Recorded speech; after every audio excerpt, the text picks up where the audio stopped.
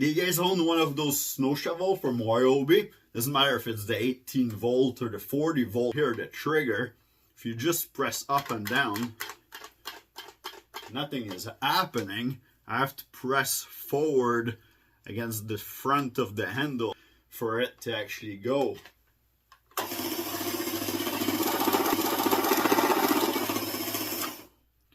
So we're gonna fix that. So in order to open this handle here and see what's going on inside and what's happening with the trigger and see if we can adjust it or not, we're going to need a T15 torque bit. T15 torque bit.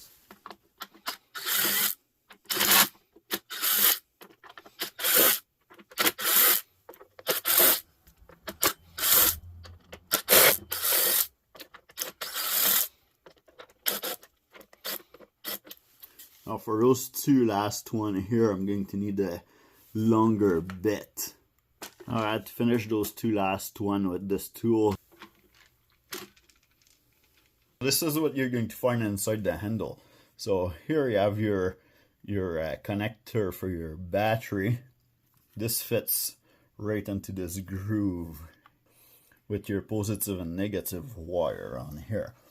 And then in the back here, we have the micro switch, which this little knobby here, this is what clicks in and out of the switch to activate your power for your auger. So this is when you're going to press the handle up or down. Now you're pressing against this little switch with this part of the handle. Now your handle is spring loaded. This is why it comes back down by itself. And this is your lock trigger here. There's also a spring here to keep it in the center. And there's a bar that goes into your handle here. So when it's center, it goes against this little plate that is in the center of your handle. And then when you move it one side or the other side, it goes into one of those two grooves on the side here. And this is what lets you unlock your handle to be able to pull it up or down.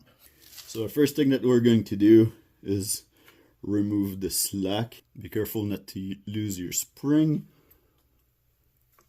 We're gonna put the handle back together. So there's a couple notch here, a little circle. It goes into this circle in the handle shaft. So we're just gonna hold everything together. We're gonna slide this back in so you guys can see. So this is what's happening here. You can move it and you can see it activate the switch. But just listen for a second. See? When I push it up, you don't hear the switch click. But if I push forward, now you can hear it click. And after it click, it stays click, so we're good. So it doesn't look like there's any play or anything that we can do to make the switch move forward. So what we'll have to do is probably warm this up a little bit, and then with the hair dryer, or if you guys have a heat gun, then we can probably move this forward just a touch so that it would press the switch a little bit more. So in order to bend this part a little bit here, I had to put it against a bench, put some down pressure onto the handle at the same time. I warm up this back side first, then I put it on the bench, and then I warm up that front side until it started to move a little bit.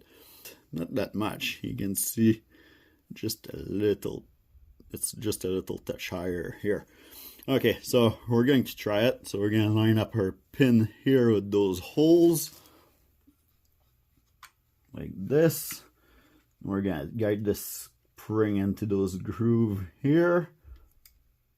So as we go high enough, the handle is going to be able to pass. Okay, now we just have to try it, go up and down, and see if we can hear our switch click. Every time, no pressure forward. So now we just have to put it back together, put the battery in, and test it. Push our connector for our battery back into place. Make sure that you're not going to pinch any of the wire when you put everything back together. So make sure that everything is clear. So next thing we need to do is put our lock back in. The spring goes towards the switch at the front here. So it goes this way. Like this. Now that the handle is put back together, we just have to put our battery in and test it. Also, I'm just going to press this.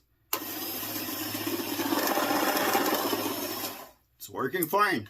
If you want to see other tool fix or review video, make sure you subscribe, and we'll see you in the next one. I'm pretty happy with this.